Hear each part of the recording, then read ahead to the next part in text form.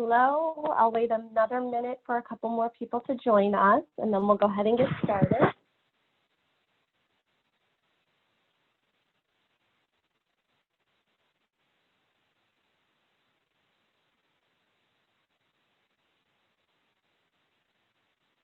Well, welcome everyone. Today we're going to talk all about really preparing your child, whether they're high school aged or college aged or whatever age they are. These tips can be used really across the board. So we're going to talk about what weakens an immune system and things that we can do about it, from nutrition to better sleep to stress management to supplementing. All of these things can factor in and help keep your child well this coming year. Please let me know. There's a chat feature and a Q&A feature on the bottom of your screen, so you're welcome to use that throughout. If you have a question, please use the chat feature. If you're having trouble hearing me, if there's any issues with audio or video, feel free to send that over as well, and I will try to correct that as we go. So let's get started.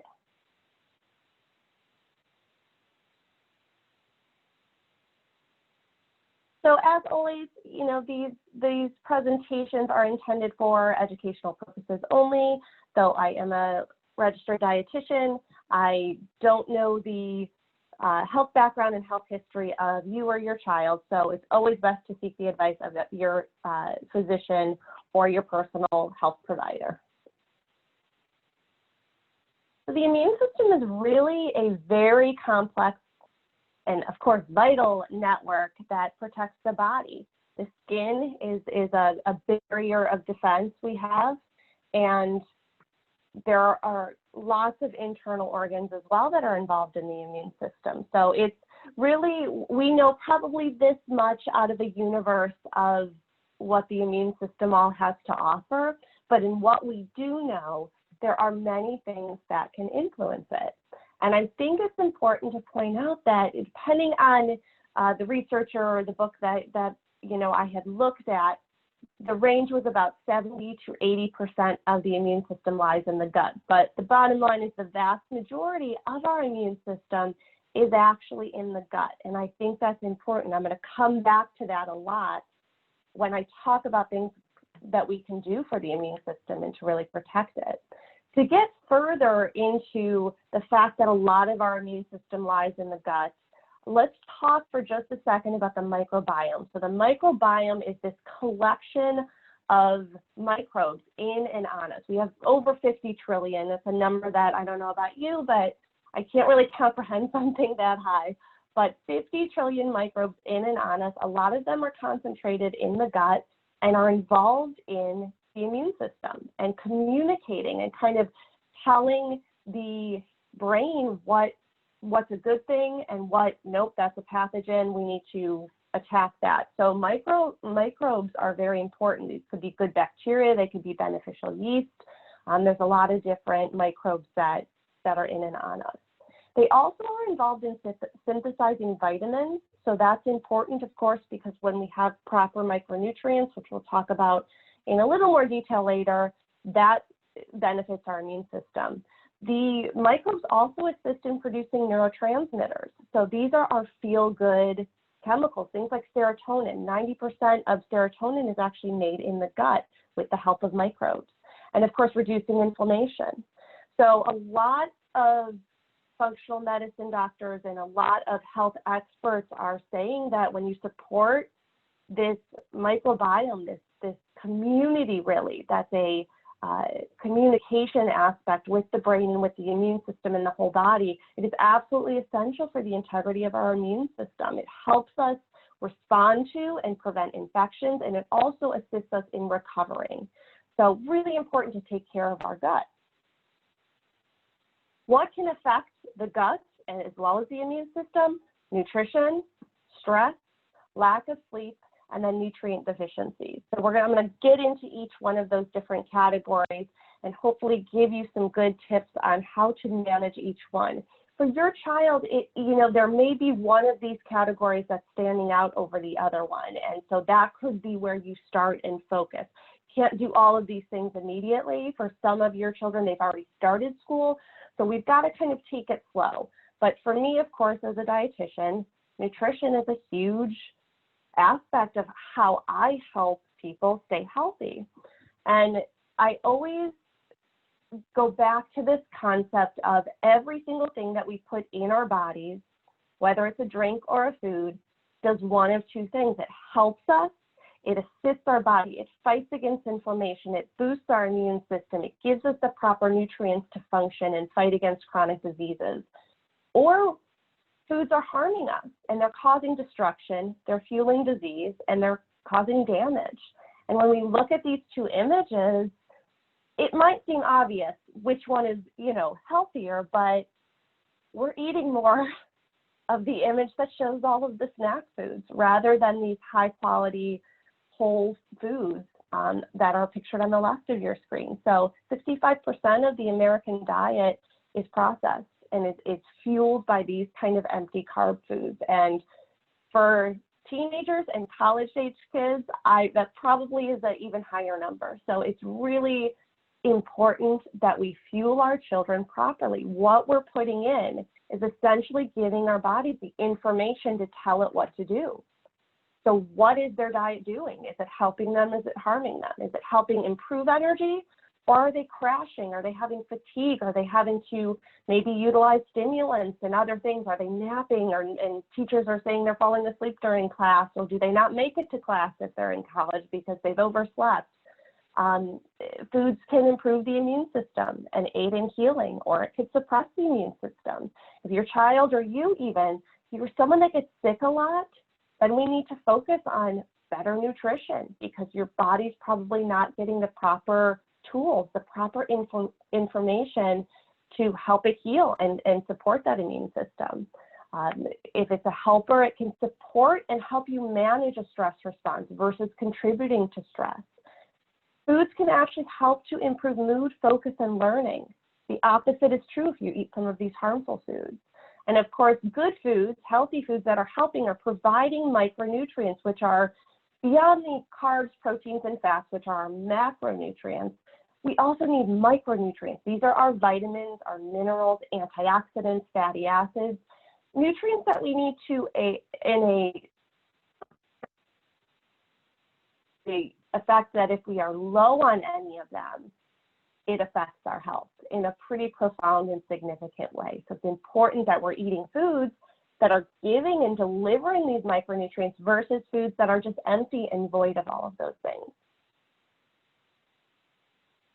Some of the worst foods that suppress the immune system are the processed foods and sugars. These absolutely cause issues with suppressing the immune system, and they also alter our microbiome. So remember, I talked about how 70 to 80% of our immune cells are in the gut. We want to feed that good gut microbiome and help those microbes. These foods actually feed some of the negative, some of the bad bacteria and the bad microbes, and alters the amount of good to bad that we have in our microbiome. So we want to make sure you don't have to eliminate these foods completely. That's going to be really tough with a teenager or college-age student. But we want to just talk about how these foods aren't really helping, and we want to minimize these as much as possible. These are foods, though, that people are living off of. See, they wake up and they have cereals, they grab granola bars, yogurt. Those are foods that are processed, that get kind of masked as being very healthy, but they're often incredibly processed and high in sugar, as well as preservatives and some bad ingredients as well. They might grab a sandwich for lunch, peanut butter and jelly, on some white bread probably. They're grabbing crackers or pretzels or cookies or whatever, kind of snack type food in between. They're eating processed foods, they're eating fast foods, they're eating out, they're grabbing their Starbucks, really sugary frappuccinos and things like that. So how can we expect them to stay healthy, to not get sick, to fight against some of these really dangerous bacteria there, and also be able to learn well and be able to have low stress and just feel good and fight against chronic diseases as well when they're being fueled with these types of foods? It just doesn't happen. our bodies can only go so long, and I see this a lot. I can't tell you how many kind of teenage, college age, even younger, honestly, I'm seeing younger and younger these days because the diet is so poor, that are just having such high amounts of depression and anxiety and getting sick all the time and having trouble kind of getting out of that cycle. So I always look to see how much of their diet includes these foods and try to minimize them as much as possible. One of the places you can start is just looking at their beverages. What are they drinking? So before we even look at what they're eating, what are they drinking? Kids, teenagers, college-age students, they are drinking juices, they're drinking sports drinks for no reason. I mean, these kids aren't running marathons that they need, or, you know, playing, most of them aren't playing 6 hours of football a day. So they don't need electrolyte replacements, which are really, these drinks are just sugar drinks, basically. The sodas, of course, and some of these specialty coffee drinks. So I would really encourage just starting there. It's one of the easiest and most profound changes you can make, is just to swap out those beverages for things like water. And there are some great sparkling waters out there. I know Spindrift and Waterloo and LaCroix. You can use those. Those are drinks that are sparkling. They have flavor, but they don't have any sugar, and they don't have any artificial sweeteners in there as well, because these diet beverages, Diet Cokes and these diet drinks aren't better than getting something completely unsweetened. So I would suggest starting there, drinking enough water, and that can help maybe get rid of some of the sugar that's coming in their diet. This is really pretty typical of the standard American diet, the SAD diet. Again, fueled on sugars and white carbohydrates and very little good foods. So what should they be eating? Well, real foods, fruits and vegetables, nuts and seeds, beans and legumes. These are things that aren't terribly difficult to prepare or purchase. It's mostly, I would say, more about like storing them. They may not, if they're living in a dorm, they probably don't have a refrigerator that could store tons of produce. So they may have to shop more frequently, or get things that are, you know, just kept in a different way, or they can cook them right away and then go out and get something the next day. So fueling the body, nuts and seeds keep really well. You don't have to refrigerate those. That can be something that stays on hand. Beans and legumes, you can even get the canned. Ideally, it's an organic canned bean or legume, but if not, it's still a decent source of plant protein and good fiber in there. So it's really not that complicated. It's just about eating things that are truly foods and avoiding all of these things that come in these packages with a million different ingredients in there.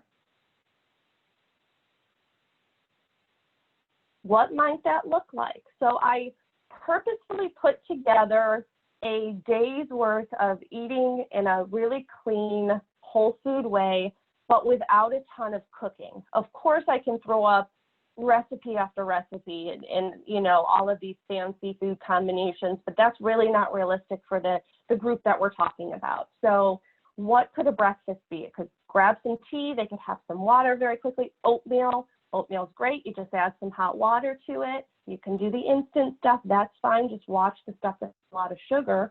Ideally, they just throw some berries in there, and that's a great way to add some good antioxidants and really fuel their day. Hard-boiled eggs, you could actually buy hard-boiled eggs in a package already hard-boiled for you. They can keep them in the fridge, just pop one out. That can be a snack. That could be a great thing that they can eat while they're walking to class. So, you know, breakfast, again, doesn't have to be terribly complicated. Lunch could be some veggies and hummus. It could be a salad. And I always say, if you can open a bag of chips, you can open a bag of lettuce. They have them already washed. You don't have to really prep them.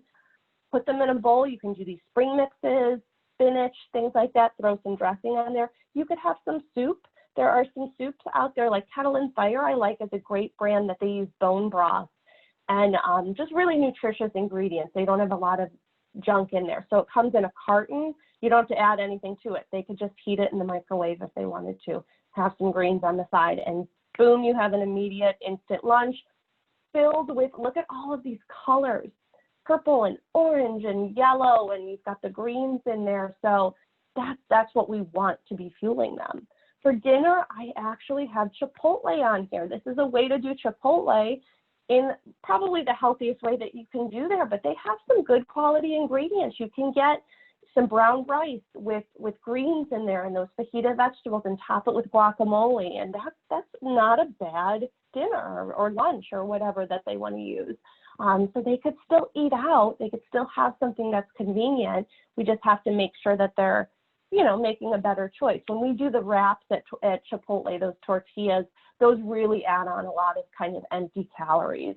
So you just want to be careful, and probably a bowl would be a better option. And then they could always snack on nuts and seeds or berries or some dark chocolate, things like that. So it doesn't have to be crazy complicated, filled with recipes and cooking.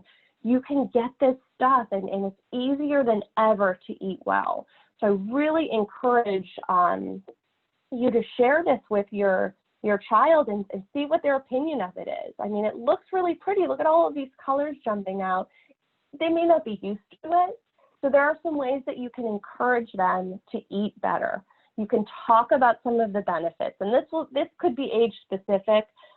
You can talk about when they're younger, you know, talk about vegetables and fruits all having these different superpowers because, you know, broccoli has calcium and that makes their bones stronger, and carrots have beta carotene and that's really good for their eyes and it'll give them like super sight. So there are things you can do with younger children. For older children, it may be more of a physical thing about skin and hair and, you know, those types of things that will connect. They're probably not too worried yet about heart disease and arthritis and some of these other chronic diseases that healthy eating for sure will affect, but it's just not their priority right now. So it may just be something you want to talk to them about. If there's a family history of something in the family, if there's diabetes, if there's heart disease, if there's cancer, talk to them about the fact that these kinds of foods can really prevent and lower their risk for getting some of the diseases that the rest of the family has experienced. Be supportive, be there for them, help out when you can, try not to be judgmental. If there's a mess up, we all mess up. We don't want to turn into lectures or, you know, be disciplining based on making mistakes. So you want to just kind of be encouraging and supportive.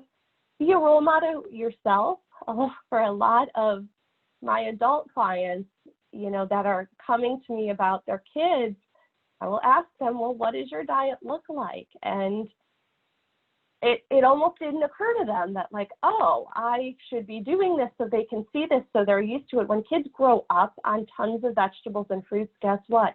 That's the foods that they crave and they want. You know, they'll still want the other stuff too, but at least we're getting in the good foods. And if you're a role model, if you show them, if you teach them how to cook and take them with you to the grocery store and have a garden and have veggies on your plate, you know, try to encourage that for them. That can be important. Share recipes with them, different tips that you've learned over the years. You could give them little cooking lessons before they go off to college and things. You could find out fun ways that they could cook even in their dorm room to just prepare foods that are healthier foods, get them in the process, help stock their room if they still live at home, get the good stuff in, get rid of the bad stuff. So when they come home, they will go for vegetables that are already cut up in the fridge rather than the bags of chips that are the first thing that they see when they're starving. If they're going off to college, explore the area. Get in touch with, you know, the food service there. Look at area restaurants. Try to find, you know, places that they can go that if they need to eat out, and let's face it, most college kids are almost solely eating out, that they have better choices, you know, and there's some great meal plans and food options in the college campuses these days that offer a lot of variety. So find that out before they go, or even if they're already there, you know, get in touch and ask what all the options are. They may surprise you with some of the healthy things that they have to offer. And then lastly, there are meal delivery services, places like Trifecta, Factor 75, Fresh and Lean. These are places that deliver the food. You could have it delivered right to their apartment or dorm, or if they're living with you, you guys can, you know, a few times a week have a meal delivery service. It's the convenience of eating out, but you can cater the meal towards whatever kind of eating style you have. If you're vegetarian, if you're doing something that's lower carb, if you just want something that's very clean, real foods that are prepared, they can just heat it and then go. And that's a really nice, convenient thing that they're popping up everywhere. There are some really good meal delivery services out there that will allow your child to eat healthy without having to really do any work themselves. So food is very important. Next, let's talk about sleep. So I don't know about you, but when you've missed that really good night of sleep, like I'll have days where, I might just be working really late or, busy doing things, and I just don't get the quality and the length of sleep that I need. And it's an immediate, when I wake up the next day, my brain's not as sharp. I feel like, every line in my face comes out. I feel like I almost have like allergies when I don't sleep well more. I feel like I'm stuffier. So if that can happen when we don't sleep well, we got these like bags under our eyes. It's not just a physical thing, it's an internal thing as well. Sleep actually decreases the production of some of these protective cytokines that can activate the immune system when it needs to. When you sleep well, it actually boosts the immune system. So not getting that good quality sleep, of course, suppresses it and leaves you more vulnerable to getting sick. So we want to make sure as much as possible that we get good quality sleep. Easier said than done, right? Everyone knows sleep's important. Sometimes it's a personal choice. We want to be out, and if you have a teenager or college-age kid, they're probably not going to want to go to bed by 9 or 10 p.m. So there's a difference between it being a choice for them to stay up late. You can talk to them about, it being important if they have a test the next day, or if that's not the night before is not the time to be going out.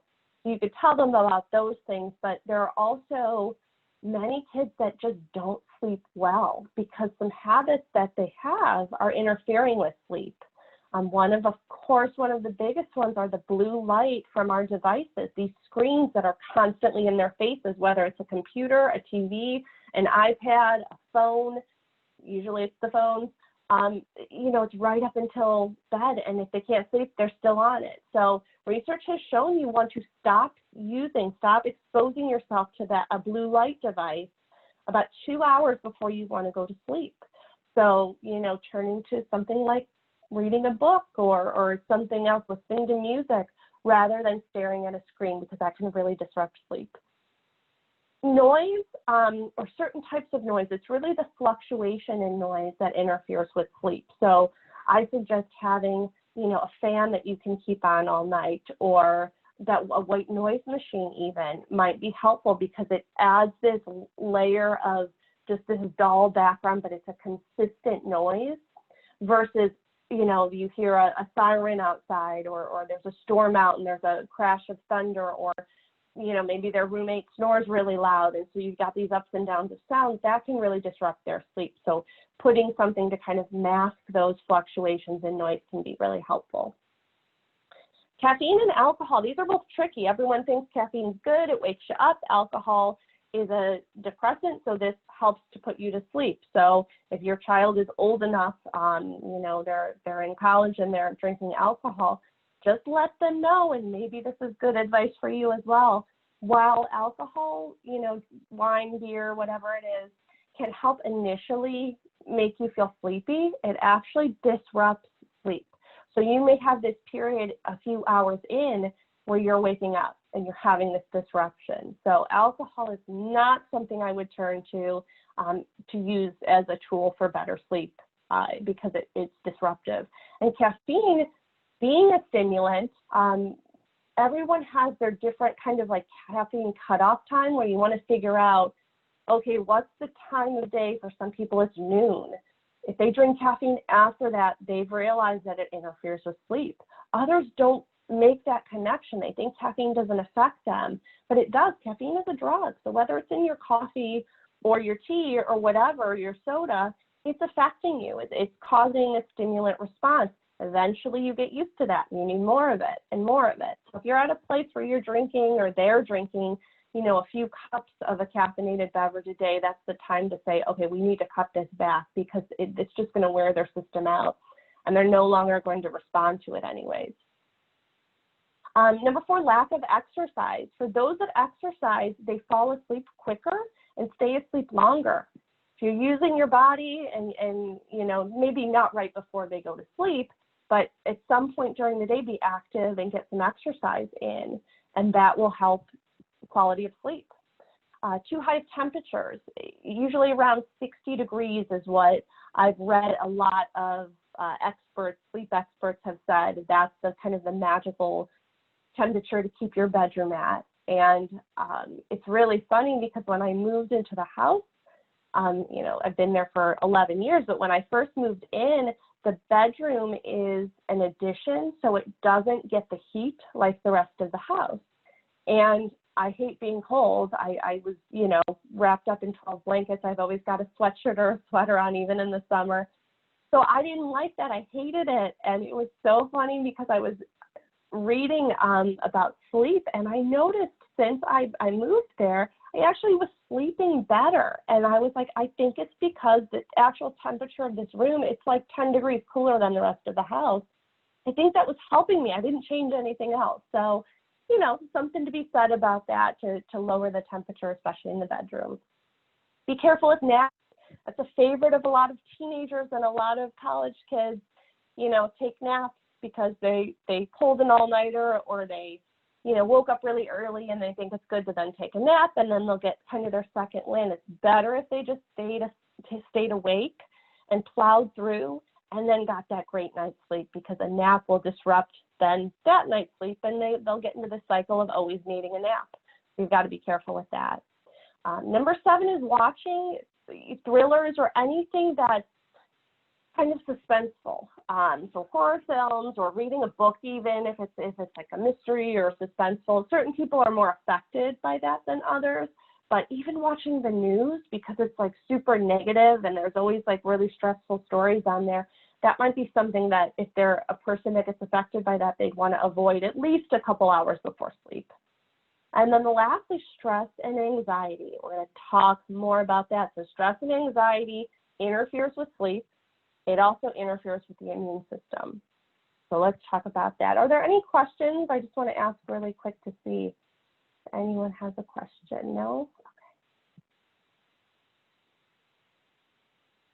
So we have this HPA axis that's kind of known as the hormonal stress response. It's the hypothalamic pituitary adrenal axis. So these are all of the glands that are involved in a stress response. The adrenals sit on top of your kidneys. So you can see on the screen those 2 brown kidneys, and then the adrenals sit on top. The adrenals put out our stress hormones, and they can be overworked. They can get fatigued, and they can overproduce at times. And this is like an HPA axis dysfunction. When someone is dealing with stress for a long time, their adrenal glands kind of misfire, or they get really weak and burned out. And this could include being tired all the time or not sleeping. That's tired but wired. They're tired, but they can't go to sleep. That's a sign of a HPA axis dysfunction. Weight gain, or issues not being able to lose weight. Depression and low mood.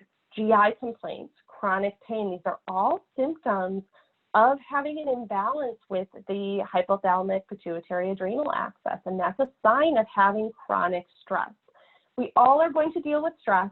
We all kind of have to adapt to it in some point. And I always like to think of this rubber band. You know, we want to be like a rubber band. We want to be able to be stretched, but then bounce right back. Well, what happens when someone deals with chronic stress, or is someone that isn't well adapted to managing stress, their rubber band just kind of keeps getting pulled until it breaks, or it's so stretched that it can't rebound back in. It's just kind of weakened. And so that's really important that we're doing things to kind of manage this. We get in this cycle. We have stress. Something stresses us out, but we don't deal with it. We don't rebound from it. So now we're having depleted nutrient stores. We're having a suppressed immune system. This leads to more inflammation. The body no longer can really fight that well against infection or repair or recover properly. Now we have damaged tissue. We have organs on a cellular level, including the brain. that are being damaged, including the gut. The GI tract is imbalanced and damaged when we have a lot of stress. So it's this cycle that's really tough to get out of. Then we're putting out more cortisol and more adrenaline. And it just really eventually gets to a place where they're so burnt out, it's hard to come back from. Some of the long terms are that they have higher amounts of fear and, their emotions are heightened. They have decreased judgment and decreased memory and learning. The last thing we want for a student to have is decreased memory and learning. They're making fewer brain cells when they're stressed. There's hormonal changes that suppress the immune system. And then I talked about GI disturbances. And we talked in the beginning about how important it is to have good gut health, because that in most of our immune cells are there. So we want to have good gut health too. So what can we do? There are tests that you can get. There's actually a saliva test that measures cortisol. So if it's something that you're suspecting that you or your child is having issues with, I would probably say, age 13 and over for a test like this to be, have the proper reference ranges. But it's really easy. You basically just spit in a tube and it measures your cortisol. You'll see on this chart that the green is the normal. So, we want to have kind of a decrease, and then it kind of a pretty dramatic decrease, and then it kind of levels off, but still slowly decreases, and then it's nighttime and you go to sleep, and then that kind of the pattern repeats. What's in the black here is a reading with an abnormal range. So they're having this decrease, but it's very high. It starts out high, it's still high, then there's an additional spike midday, and then it drops. So this is a person that's been dealing with stress for a pretty long time, and we want to do some things to manage that. So if anyone is interested in the cortisol test, the adrenal test, give us a call. Like I said, you'll just measure it. You'll sit in this tube 4 times during the day. You freeze it. It comes with a prepaid shipping envelope that you just mail in, and it really can help identify and resolve issues with this chronic stress and high cortisol. And this will be so important, especially at this age. They're so vulnerable to stressful things, and help them get them the solutions and the tools to best manage it. What are some of the things that we can do? Breathing exercises are amazing. Deep, slow, full breath. We are very shallow breathers. We're doing so much. We're talking a lot. We're, our minds are always elsewhere, that we are not breathing to where your stomach kind of goes out. You want to breathe into your diaphragm, breathe into, where you think your stomach is, to feel that kind of full, deep breath. That will reset the stress response. Breathing is free. It's easy. You could do it anywhere. It is one of the best techniques that you can do to manage stress. One of my favorite techniques is called boxed breathing, where and it's easy to remember too, because think of a box, so the 4 sides of a box. You basically pick a number. Most people start at about 5. You're going to inhale. You're going to breathe in for the count of 5. Hold it for a count of 5. Exhale through your mouth for a count of 5, and then hold it out for a count of 5. And you want to try to do that 4 or 5 times in a row. So, if you're sitting in traffic, you can be doing this. If your child has a test coming up or something that they're really anxious about, breathe with them. Teach them this technique. Help them breathe. This can be pretty immediately decompressing for them, and just helps them kind of get a grip. And because you're counting, it distracts the mind. So they're kind of getting out of that cycle of negative thoughts as well. You can do it multiple times a day. Ideally, you work your way up to higher numbers. So if they could do it for a count of 8 or 9, that's wonderful. That's a great way to slow it down. But even if they have to start at a lower number, like 4, still have them do it. And as they do it, they'll be able to do it longer and longer. But that is one of the best ways to manage stress. Exercise is wonderful as well. If they're depressed, if they're stressed, they may not want to exercise, but if there's something that they enjoy that they can do, whether it's a sport or taking a class or having a friend just go for a run, or going for a hike in the park or somewhere that they just like to be in nature. Whatever activity it likes, that they like and enjoy, that's what they can do. It doesn't matter what it is. As long as they're getting their heart rate up, they're feeling like they're kind of out of breath, it's hard to talk, that's where they want to be to make the exercise really count. Just kind of walking leisurely is not good enough when we're talking about exercising to help manage stress. Practicing gratitude. This might be a tough one I don't say it's a tough one for teens, but I think it's just as tough for adults to think about moments of being grateful and thankful. I actually started keeping a gratitude journal a couple years ago, and you just write down a couple good things a day, just one or two things that redirect and help you focus on something positive. It could be the weather was great, I saw a pretty bird or a flower, I had a really good meal, whatever it is, it doesn't matter what it is, but write it down and express gratefulness and thankfulness and take moments to reflect on what you have. And that can also be very impactful on managing stress. It's also really fun once you've built up, a bunch of these great things. You now have this book, this list of all these positive things in your life, and what a great thing to sit and reflect on. And it's just such a positive thing that we're just trapped by negative, and a lot of stress is coming there's so much pressure on these kids right now to get good grades and study and make good choices and all this social media stuff. It's really stressful for them. And if they can just take moments where they're reflecting on good, I think that's going to be impactful for them. Meditation is great as well. There are a lot of good apps out there that take you through what's called guided meditation, because I don't know about you, but the second someone tells me to meditate and clear your mind, I'm thinking about I didn't vacuum and I have laundry and I have to do work. And, it's like the second all of these things come, like my to-do list pops up. So guided meditation is nice because it talks you through different points and different things to do. And for me, that's much more successful. So check out some of those apps. There are some great ones out there as well. So those are all ways that you can manage stress. I will talk about some supplements that can be used as well. And of course, another way to help the stress response is eating properly. So it's win-win when you eat well. Okay. So let's talk about supplements. It may be more challenging to get your child to buy into some of these breathing techniques and make huge dietary changes and all of these things. So it might be easy just to start with supplementing to kind of fill in some gaps and correct low levels of micronutrients. So the basic things, and again, this is going to be individual, but generally speaking, these supplements are wonderful for most teens and college-age kids. Pure Encapsulation's one multivitamin. The reason I really like this one is because it has 2,000 IUs of vitamin D3. Vitamin D is an absolutely essential immunoregulator. So it's actually a pro-hormone that is greatly involved in the immune process. We are very deficient in vitamin D. So really important for the immune system.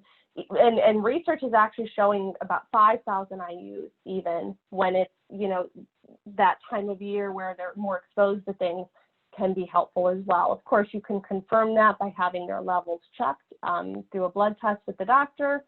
But I think that this is a good one because it's 2,000 IUs and very well-rounded. There's also a good amount of zinc. Zinc is a mineral that's really important for immune. It's probably one of the minerals that has the most research out there for fighting against some of the viruses and bacteria and things that we're coming into contact these days. So zinc is wonderful, zinc citrate more specifically.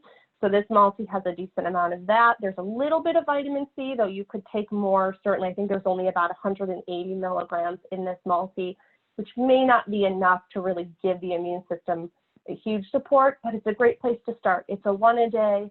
There's no soy, there's no dairy, there's no gluten. It's a really pure multivitamin. I've seen a lot of multis out there with a lot of junk. Please just don't run and grab any multivitamin, because the last thing you want to do is take something to better your health, and it also has a ton of junk in it. So a lot of these, not to pick on, you know, the drugstores and the Walmarts and those kinds of places, but they are not providing quality nutrition, and they're providing dyes and talcs and fillers and all this stuff that you just don't want. So I really encourage you to pick a good quality supplement. Pure Encapsulations is a brand I like very much. They do third-party testing. They're very clean. I like Orthomolecular. I like Douglas Labs. I like Mega Food. So there's a lot of good brands out there, but I like this multivitamin because it's a capsule, so it's not too troublesome to swallow. It's a one a day, and it's got a really good amount of everything that will make a difference for them. Even the B vitamins are much higher in this particular multi. B vitamins help with stress, and they help with energy.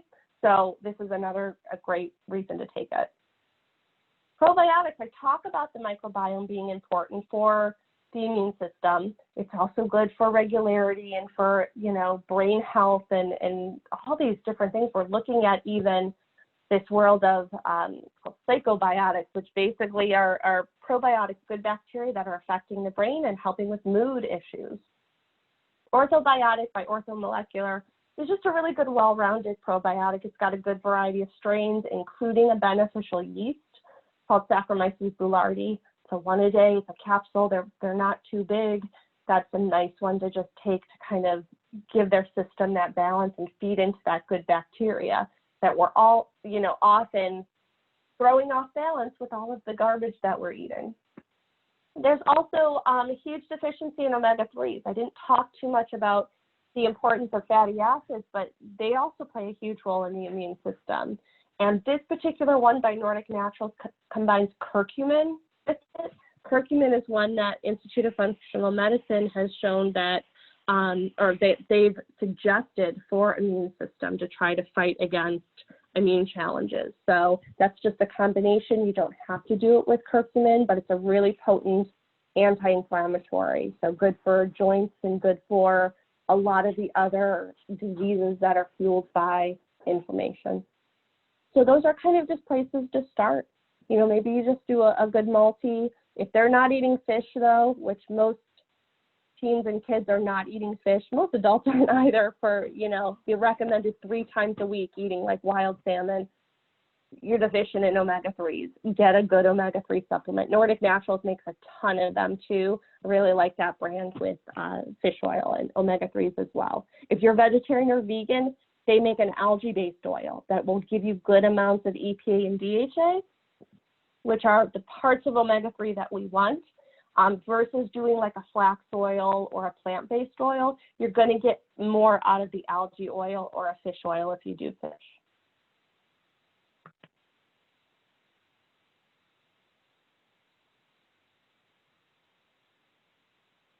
Okay, so what can target the immune system? I talked about zinc. Again, Pure Encapsulations, they make a zinc citrate. This time of year, great to start taking one a day of. Not too many side effects known with zinc. Sometimes people, if they take really high amounts, will get a stomach ache, but it's certainly okay to supplement with for a few months while they're getting through kind of like the cold and flu season. Genestra makes this product called Ortisy, which I like because it's good amounts of vitamin C blended with some other bioflavonoids and antioxidants like green tea, and there's a little bit of zinc in there. So if you wanted, you could take the Pure Encapsulations multivitamin, the one, and add the Ortisy because it's got a little bit of that extra zinc, and just take those two as a good immune regimen coming into the school year.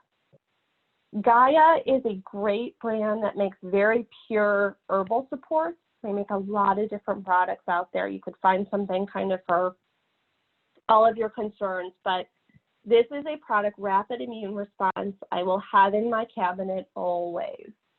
It is something that the second I feel like I'm getting something, I'll start taking it. You could actually take 2 up to 5 times a day. It's a combination of 2 different types of echinacea and a really potent extraction. It's called supercritical extraction, elderberry andrographis, and ginger. So it's really a kind of a hardcore herbal support that I find is helpful for more like viral things, like cold, flu type symptoms that I'll start to experience. I'll take this, and I get, you know, sometimes it'll last a day, sometimes it never really gets full blown. And if I do get something, it goes away much quicker. I have people that are out for a week and I'm back in 2 days. So it's not an everyday immune supplement, but it's something that I would encourage you to have on hand, because the second someone in the family starts feeling those symptoms, you can take it and hopefully will help your body fight against it. There's a lot of elderberry syrups and gummies and things out there, but I just feel like if you're going to take something, it should be at a level and a potency without all that sugar and that other stuff to really make it work. So I prefer to do like a pill version like this. And again, you could take a lot of it. Don't be afraid to take the recommended amount for just a couple days versus just trying to take one. It's not going to work as well. So these are wonderful supportive supplements that hopefully fill in some gaps and give you extra support for you or your child this year. And then we're going to talk about the stress supportive supplements. So there is a blend called Cortisol Test here. That's a great combination of what are called adaptogenic herbs. Adaptogenic herbs like ashwagandha, which is really helpful for balancing that stress hormone cortisol. It actually helps the bodies to adapt. So adapt to stress, that is. This is a great one.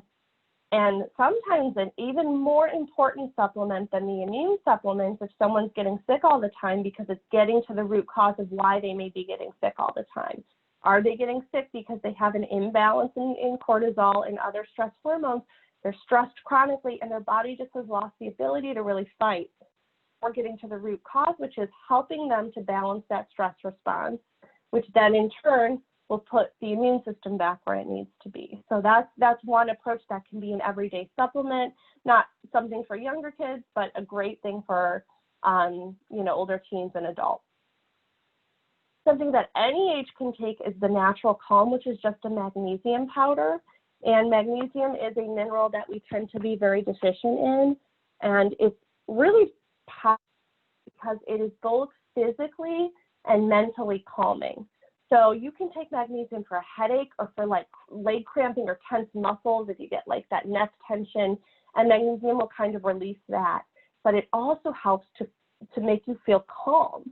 So it may help you feel sleepy. It can help enhance sleep. It can, if somebody's really anxious, they can try some of this. And I like this because it's a powder, so you could change the dose depending on the age, and it also tastes pretty good. It kind of gets fizzy, and when you mix it with hot water, and then you could add cold water, they could drink this. It's sweetened with stevia, so we're not adding extra sugar in here. They make a bunch of different flavors like orange or lemon. This is raspberry lemonade. Doesn't really matter. They make an unflavored too. But whatever it is, it just will really add in that important mineral that may help assist them in calming, and it's a great one to try. If you do too much magnesium, one caution, it can have a laxative effect. So if they're finding that they're running to the bathroom more or having looser stools, you just want to back off on the dose. I always suggest when you're doing, especially a powder, you have the freedom to change the dose. So start with half a dose of what the age group calls for, and that can be really, really good way to ease yourself or your child in. I've used this with my kids. I've taken it myself. Magnesium for me is pretty powerful. It really knocks me out. So for me, I have to take it in the evening if I take it. But, for my kids, they're fine with it. It just really helps to calm them if they're feeling very stressed about something. So it's wonderful. Okay. Caution where you buy your supplements from. Please do not order your supplements on a third-party site like Amazon. I'm not saying this because I don't want you to save money. I'm saying this because it's dangerous. I have seen too many supplements. I've ordered some myself. I've had colleagues send me pictures of supplements that have been sealed. They look like they're within expiration, but they open them and there's something, the pill doesn't look different. They've been tampered with. It's not the same as when they've bought it before, or there's, fish oil could have little bubbles in there, which is an indication of oxidation, and it's actually toxic to take that product. It doesn't smell or look any different, so you wouldn't know that. So be really careful. Amazon has no quality guarantees of how they're storing it. Is it going into heat or imbalanced temperature? Are they messing with it? Are they tampering with it? So just be really careful. I would much prefer and encourage you to go to a health store, a local health store, consult your holistic practitioner, or order through an online dispensary that we use called FullScript. FullScript is wonderful because you could go right there. All of the supplements that I talked about, you can get on FullScript. So all of that whole list of things that I talked about, the Pure Encapsulations 1 multivitamin, the Nordic Naturals omega-3 products, the stress products, the magnesium, whatever it is, you can go there, order it, and have it shipped right to you. Or if your child is off at college, have it shipped right to them. It's really convenient, and they are guaranteeing quality. It's a practitioner grade site. So love that. If you're interested at all in ordering, we're actually offering a 20% off sale through Wednesday. So let us know, and you can sign up if you go to KemperWellness/FullScript. So our website is www.KemperWellness and then /FullScript, and you'll get to the page. You just sign up, enter your email, and you automatically get that 20% off. You have to order through Kemper Wellness, though. You can't just go right to FullScript for that discount. So if you're interested in any of those supplements, now through Wednesday, take advantage of that sale. We also have a YouTube channel, so please subscribe if you like what you heard today or are interested in checking out any of our other webinars. You can go to our channel and check out what's there. Allison, our health coach, does a little video on breath work for managing stress. So if that was of interest to you, or if you think that's something that your child would like to watch and she really takes you through it, I think that would be worth checking out. So we do have more focused presentations on stress and some of the breath work that you can do to help. And I just want to tell you a little bit more about Kemper Cognitive Wellness before we finish here. We are a functional medicine center led by Dr. Nate Bergman. He's our Chief Scientific Wellness Officer, and we specialize in brain issues, but those don't have to be Alzheimer's and dementia. It could be mood and mind issues, depression, anxiety, and anxiousness, and just feeling like your brain isn't as sharp as it once was. Maybe there's some learning issues that all of a sudden you're noticing. You can't find the words that you used to be able to just kind of pull up like that. You're not memorizing as well. You're forgetting more and repeating. Those are the times to kind of do something about it. We also have a brain brightening program that involves some special therapy that can help if your loved one is having more anxiousness and stress type feelings. That might be really helpful for them as well. So if you are interested in learning more, our website is right on the screen, KemperWellness.com, or you could give our office a call, 216-337-1400, and we really look, we're a team, we look to get to the root cause of whatever you're experiencing, whether it's a brain issue or a gut issue or, something in between. It's a great place to figure out where things are coming from, figure out the why. That's going to make a bigger difference than just throwing a Band-Aid on something or taking a medication that really isn't resolving your symptoms. So just to refresh, proper nutrition, better quality sleep, and managing stress, and supplementing to fill in some gaps. Those are 4 powerful ways that you could help your child in their journey back to school to stay healthy, stay well, and fight some of these seasonal challenges that are going around. So thank you so much for joining us, and I will talk to you soon.